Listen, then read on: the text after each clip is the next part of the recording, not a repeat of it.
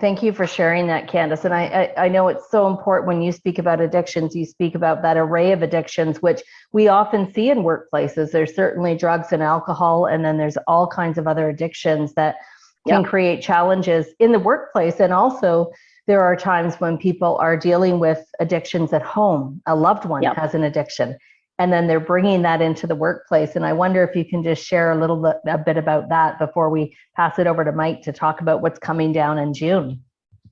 Yeah, sure. You know, when somebody's in the workplace and they themselves are addicted, and especially if it's a mind-altering addiction like alcohol or drugs, mistakes can be made. Really important mistakes that shouldn't be made can be made, which makes it unsafe for everybody. Yeah. When you've got somebody who is the loved one of somebody with an addiction coming to work, who is in their mind, they're focused on that person that they love so much. They're so frustrated, they're so scared, they're terrified this person could die. Too many people are dying from addiction. You know, they're still awake at 3 o'clock in the morning if they've had any sleep, and they go into work in that state. And mistakes can be made there too. This can really affect how a person does their work. So it's really important to be able to look at both the addict and the people who love them, because people who love addicts can make some really important changes to make their situation better. Candace, I'd love to dive into this a bit more with you around when you and I have talked about organizations and companies, businesses having naloxone in the workplace. You said there's some things that are really important to be aware of. One of those is training. Another is how people react to that being administered. So I'd love for you to build on what Mike has said and share, you know, what other considerations should leaders, HR, safety be looking at if this is made available in the workplaces? What do we need to consider? Sure.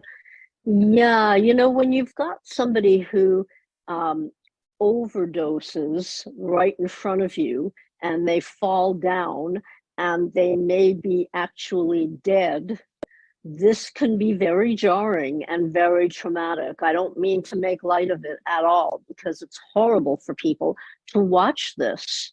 And, you know, even somebody who's trained in giving naloxone has a real problem with that sometimes. And when you give naloxone to somebody who you're trying to bring back from the edge, a lot of things can happen physically for that person.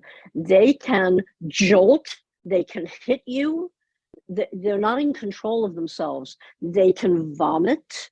There's just a lot of different things that happen when naloxone is given. And so I really believe a couple of things. One is that I think there need to be trained people on every work site that there is naloxone going to be available on. I think, you know, instead of, if I was on your workplace and somebody fell down in front of me, would I know what to do? Would I know how to handle it? I would rather there be somebody who knows what to do and how to handle it. But if I'm there watching this, and especially if I know the person, this is somebody I'm working with, this is a colleague, a friend, and this is happening, I would really hope that there would be some counseling available for people who are observing this or even hear about it.